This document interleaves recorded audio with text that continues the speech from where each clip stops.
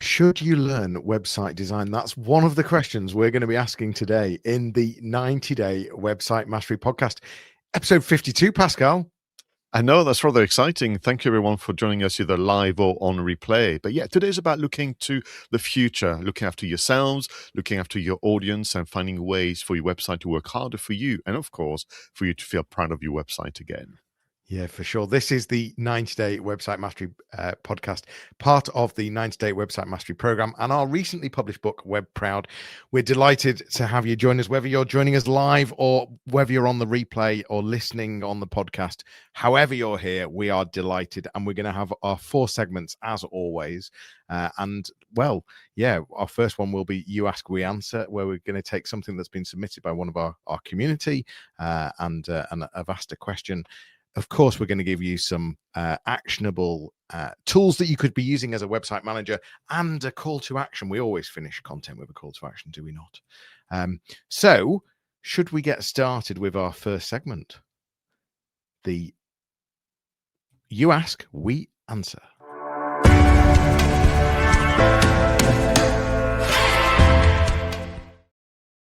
So on this occasion, Johnny, this is something I received via email quite recently, one of my mentees. And the question is literally word for word as follows. I'll read it out to you. Hi, Pascal. I've been thinking about something. Should I go on the training course to learn how to design a website? Would it make it easier for me to update my website content and optimize it correctly? What say you, Johnny Ross? Well, I'm all for training. I'm all for CPD. Should you go on a course to figure out how to design and then design your own website is a question. I'm not quite sure whether I'd say absolutely yes to that. I think training is important. I think upskilling is important. I think understanding what can be done and what can be achieved is really important. But I don't know if it's the right analogy, but a bit like, if I was getting a house built, and do I want to do all the work myself, or do I want to go on a course to understand how the best way of plastering is done, how the best way of painting is done, to then actually just be able to choose the right supplier and to give them the right brief and to be able to challenge them. And I think that latter bit is far more important. In fact, only this morning I was internally briefing a new website for a new client, and I was internally briefing my designer in terms of what we're wanting. And the only way that you can deliver a decent brief is by really understanding how design works and how to design and how the tools work, to then make sure that you're asking for the right things within the brief. Am I then going to go off and design it myself? Absolutely not. I can go on a training course, but that's not going to help me actually design. I don't have that creative design skill. So I think training is really important. I think you need to be clear about what it is that you're wanting to learn. And I think it's more about upskilling so that you can challenge and so that you can brief and so that you can really understand how things work. That's what I think. Yeah, and in a way, if you look at the question again, it's in 2 halves, isn't it? This is designed to learn how to design a website to make it easier for me to update my website content and optimize it. And I'm like, right. Now we have 2 different kind of categories here. We have website design and actually what you and I love, the running of the website. And they are 2 different things. Now, I'm with you, certainly would help for you to be kind of conversant in website design, to be sensible about your aspirations and expectation in terms of pace and momentum when it comes to design. But if your desire is to be a better content creator, content publisher, and optimizer, that's a different training, I would say, a different kind of skills development. But also for me, the conversation should be more about, all right, then, can we actually step back for a bit?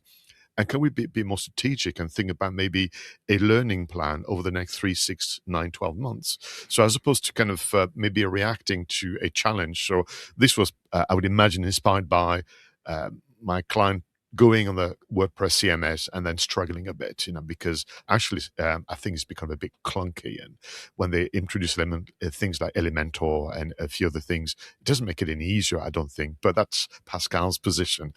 Happy to be challenged. But so I think for me would be, instead of reacting to challenges and thinking, "Oh, I need a training for that," step back and start to list, on bullet point style, what you'd love to learn, but also what you would enjoy doing. I think it's really, really quite important.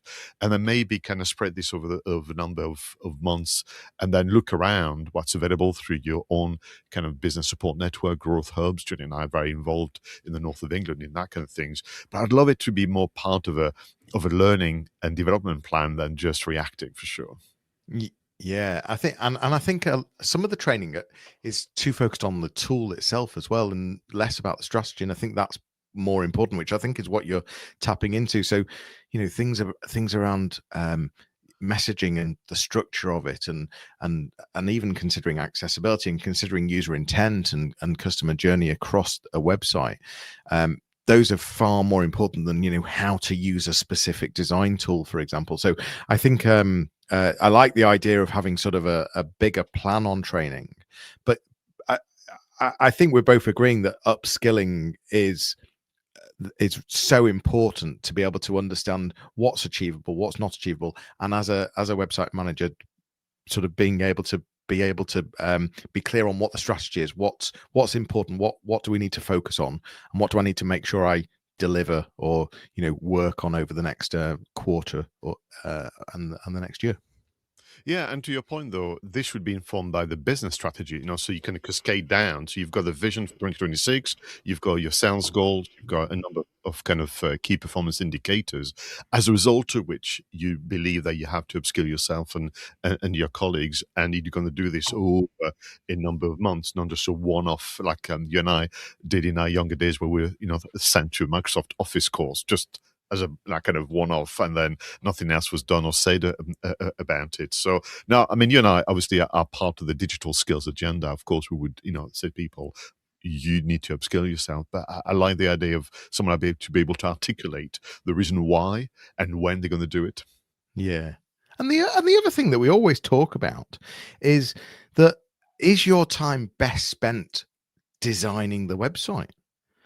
And actually, is your time far better spent on delivering what you're passionate about within your business, and a portion of that time being strategic about sort of shaping the design of the website, but not actually doing it. So think about how much you can earn during the hours that you end up potentially going down rabbit holes, which I think is the other thing to bear in mind hugely. But having the skills to be able to brief and challenge is just so important as well. It's interesting. That was quite a simple question, but we ended up talking about it quite a bit. But then, you should not be asking trainers whether you should go on the training course, but it's like asking a watchmaker what time it is. It's just not the done thing. So hopefully that's been really helpful for everybody, and go through it again. And we'd love for you to send us, your suggestions about your own learning plan for 2026. But it's time to move on to our next segment, website stories.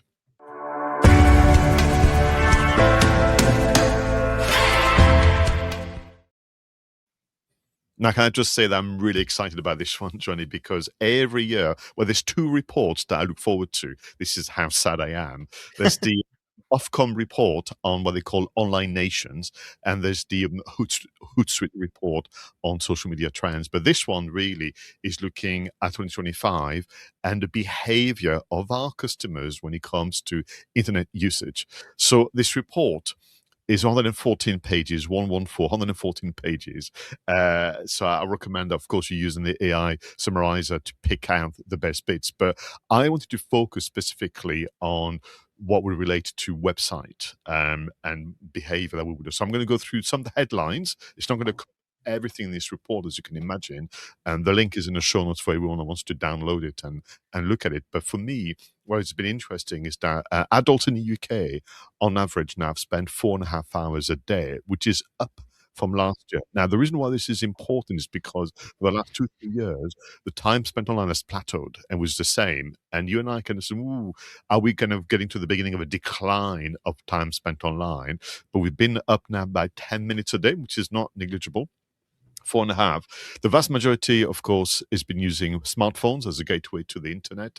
And the top three, the kind of gold, silver, and bronze medals have been awarded to WhatsApp, Facebook, and Google Maps. And I want to go back to that, Johnny, because I think it has some bearing on our website marketing strategy.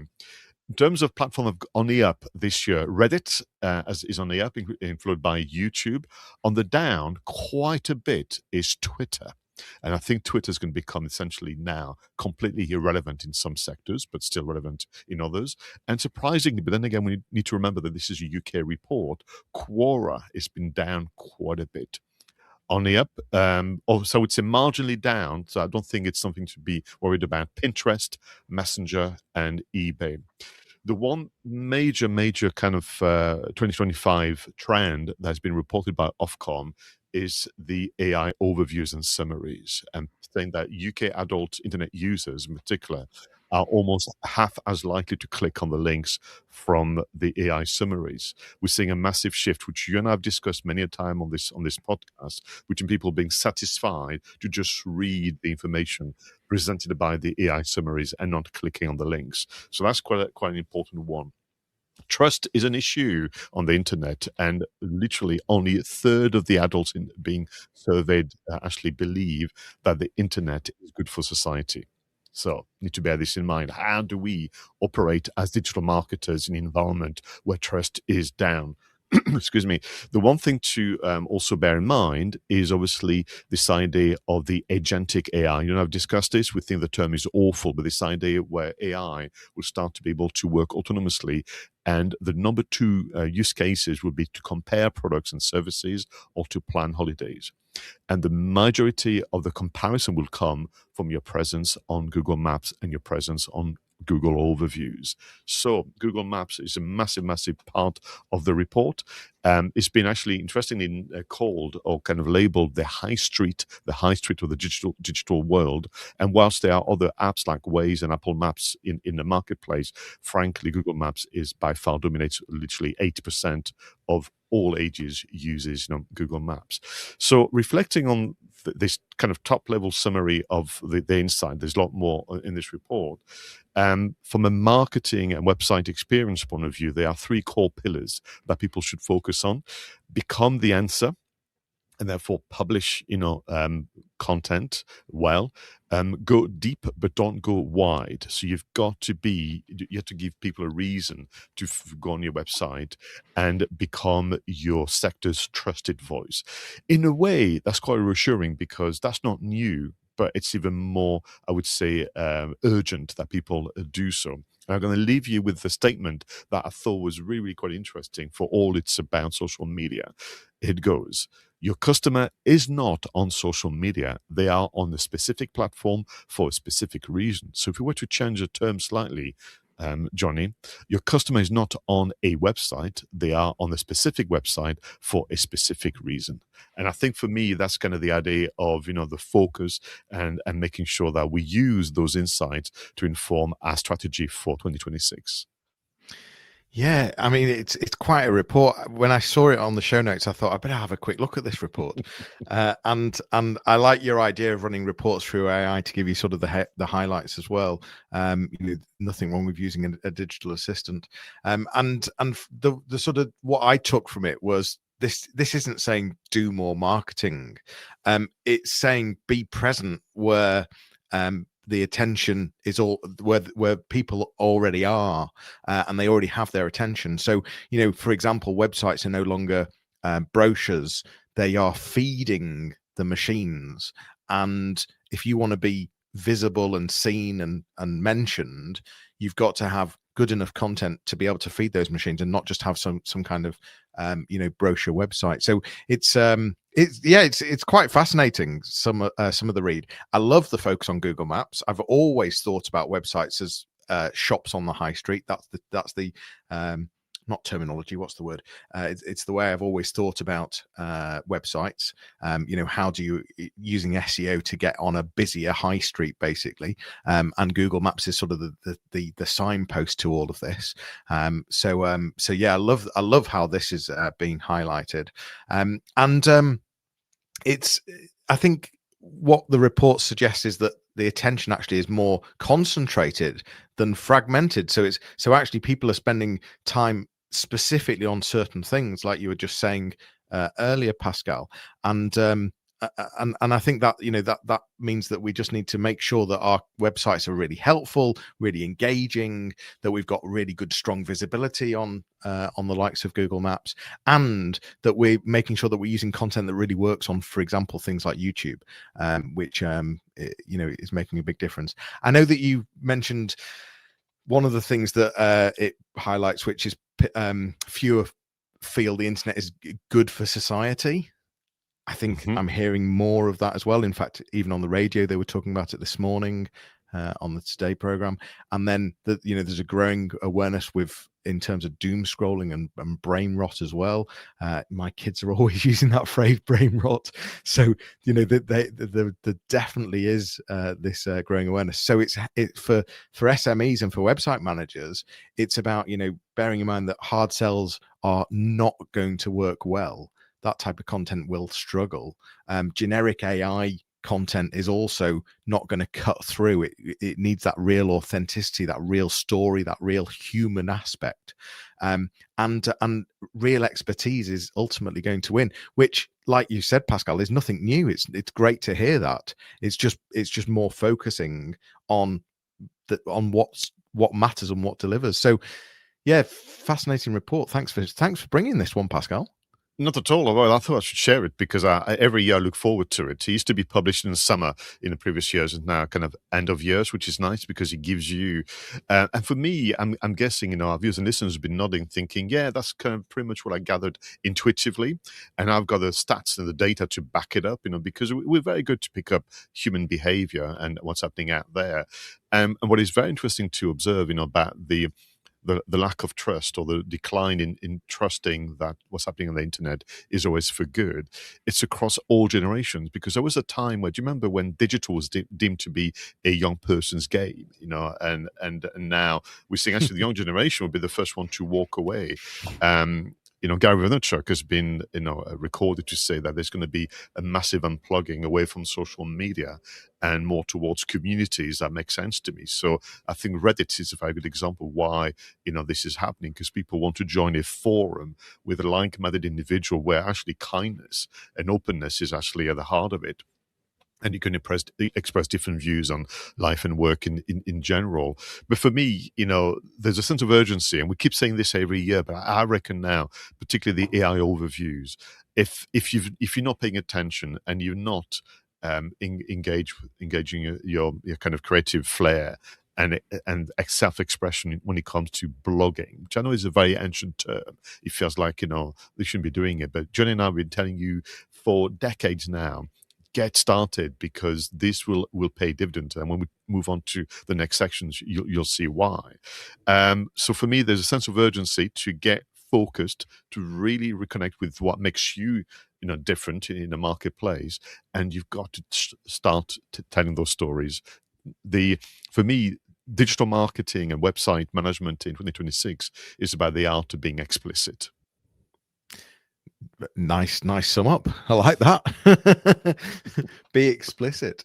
It's just a huge reminder on do what we instinctively think is the right thing, and be the expert. And there's some of the training courses that we've done recently.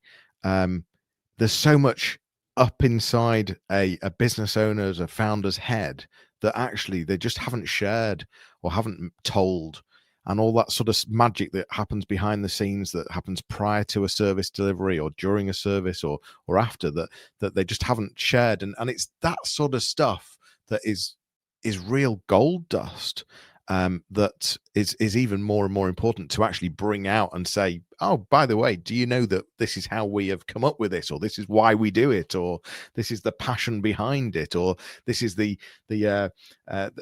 best practices that we have in place. Mental. Should we move to our next segment, or did you have more to say, Pascal? Well, if you don't mind, quickly, you and I've said this all the time. People will come back to you, Johnny, and say, "Well, actually, it doesn't matter because people must know this," or others have already said it. I say, "Yeah, but what matters is that you have not said it." And the absence of, the evidence that you care, that you're passionate, and so on, is what's going to slow down your progress. And, you heard it a moment ago, and this is now official through Ofcom. people just look at the AI overviews and that's it. They will not click on the link, but the AI overviews are an overview of what's on your website or Google Maps. So get started. Very good. Let's go to our next segment, the website engine room.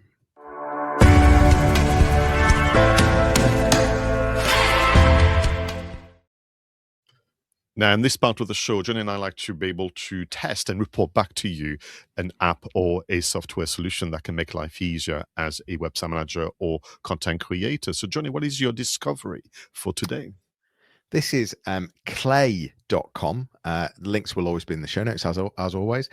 So if you're looking to research and turn data, ultimately, if you're looking to research, you can turn data into action with flexible, iterable workflows, including integration into Google Tag Manager and all sorts of different CRMs. So ultimately, if you manage a website and care about the results, Clay's seriously worth looking at, because you can capture data from forms, you can capture data from Google Tag Manager and turn that into proper real actions that mean something. So that's going to help grow growth goals. It's going to take complications instead of overcomplicating things. It makes things easier to understand, ultimately increasing customer journey experience, increasing return on investment, and it just feels like quite a modern tool in this sort of digital age on how websites should be built. So yeah, it's quite fascinating, and I'd really suggest having a play with it. So that's clay.com. Thank you very much. So I've gone old school, but only because recently I was talking to a client where actually, bear in mind the conversation we had a moment ago, they have been really quite busy in content creation. They have a really extensive library of blogs and podcasts and videos and resources and so on. It's so huge that even they've lost track of what's in it, and they start to sometimes be surprised, So I remembered from the recess of my mind a platform called Meet Edgar. Do you remember Meet Edgar? Because it used to be very, very popular many, many years ago. So this platform is perfect for any marketers, website, managers, where you have that extensive library of evergreen content, because what you can do is actually pre-program a bit of a schedule of resharing and reminding your lovely audience and yourselves, for that matter, about the different content on your website, because there is a thing about recency and novelty that is a bias towards that, particularly when it comes to search engines as well. But sometimes, it's worth. You've written an article that is still relevant, or you still feel strongly that the points you've been making 2-3 years ago are still very, very valid. So because time is against you, what you can do is put together that schedule in advance. You get, of course, nowadays a lot of assistance with AI. You can do some A/B testing, but more importantly, you get some analytics as well. But the one thing that I loved is also this integration with Chrome. So you could visit your own website, which sounds very strange, but you could visit your own website, and via Chrome, you could actually set the schedule of resharing and reminding the world, what a great content creator you've been. So Meet Edgar, your kind of assistant to help people not miss out on the good stuff in your website. What a great reminder of a tool that's been around a while, but can make a big difference. I like it. Let's move to our next segment, our final segment, the website call to action.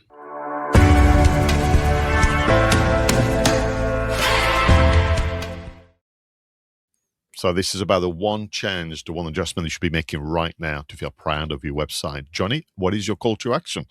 So if you've been following my call to actions, I will have mentioned putting pop-ups on your website to try and grab data. The sooner you've got data, the sooner you can start nurturing potential clients, potential customers.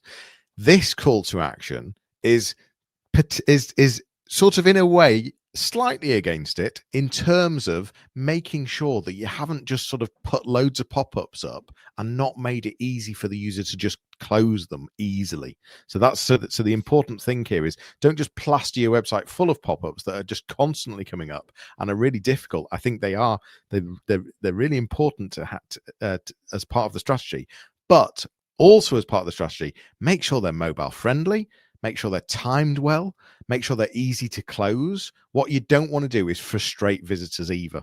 So it's about well timed, it's about bringing them up at the right time, making it really easy to close, and especially thinking about how do they work on mobile as well. So I absolutely advocate for pop-ups. If you haven't got them, you should have them. But my call to action for this podcast is make them easy to close as well, though, and don't frustrate your visitors. Super. And listen, this has been my experience. I don't know what's happening with the big brands. They must be so worried that people are going to close the pop-ups. Do you know that they even hide the little cross on the top right-hand corner? Exactly. They make the cross the same color as the background of the box. I mean, all those different tactics. It's just like, come on. You just heard a moment ago from Ofcom that people are getting annoyed with you. So, just don't do that. So my call to action is actually inspired by something that I'm going to do for my business. I hope that's all right.